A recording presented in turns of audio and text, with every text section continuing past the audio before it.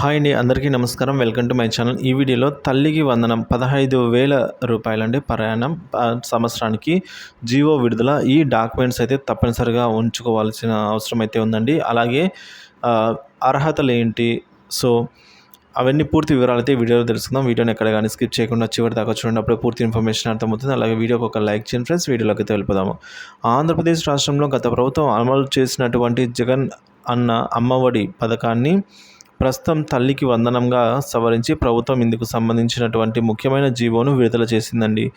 గత ప్రభుత్వం ఇంట్లో ఒకరికి మాత్రమే 15,000 చెల్లిస్తూ ఉండగా, ప్రస్తుత ప్రభుత్వం ఈ పథకం కింద ఎంతమంది విద్యార్థులు ఉంటే అంతమందికి కూడా 15,000 రూపాయలు చెల్లింపులు అయితే చేస్తాను అని చెప్పింది. సో ప్రస్తుతం ఈ పథకానికి సంబంధించి రాష్ట్ర ప్రభుత్వం కీలక ఉత్తర్వులు జారీ చేసింది. సో ఇందుకు ముఖ్యంగా ఆధార్ అయితే తప్పనిసరి అండి. 1 నుంచి 12 తరగతి వరకు చదువుతున్నటువంటి విద్యార్థుల తల్లికి వందనం అనే పథకం కింద అమౌంట్ పొందాలంటే తప్పనిసరిగా వారికి ఆధార్ కార్డు అయితే ఉండాలి.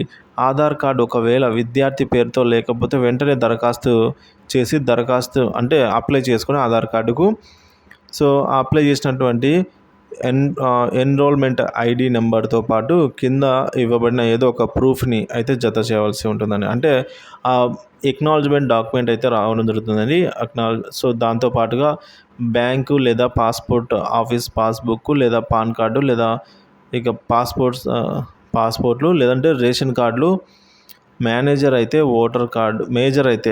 ఓటర్ కార్డు, ఎన్ఆర్ఈజీఏ కార్డు లేదా డ్రైవింగ్ లైసెన్స్ లేదా వ్యక్తిని గుర్తిస్తూ ఎవరైనా గెజిటెడ్ ఆఫీసర్ లేదా తహసీల్దార్ జారీ చేసిన ధృవపత్రం అయినా ఉండాలి. సో ఈ రోజుల్లో ఆధార్ అయితే ప్రతి ఒక్కరికి తప్పనిసరిగా ఉంటుందండి. లేదంటే వెంటనే అప్లై చేసుకోండి. సో ప్రస్తుతం ఆధార్ కార్డు ఎన్రోల్ చేసుకుంటే నెలల లోపే వస్తుంది.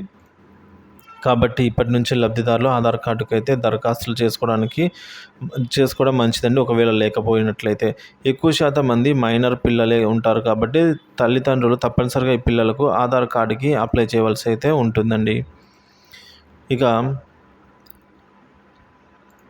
75% హాజరు తప్పనిసరి అండి. గత ప్రభుత్వం మాదిరిగానే ప్రస్తుత ప్రభుత్వం కూడా 1 నుంచి 12వ తరగతి చదువుతున్నటువంటి విద్యార్థులకు ఈ పథకం కింద నగదు పొందాలంటే తప్పనిసరిగా 70% హాజరు ఉండాలని నిబంధనను కొనసాగించడం జరిగింది.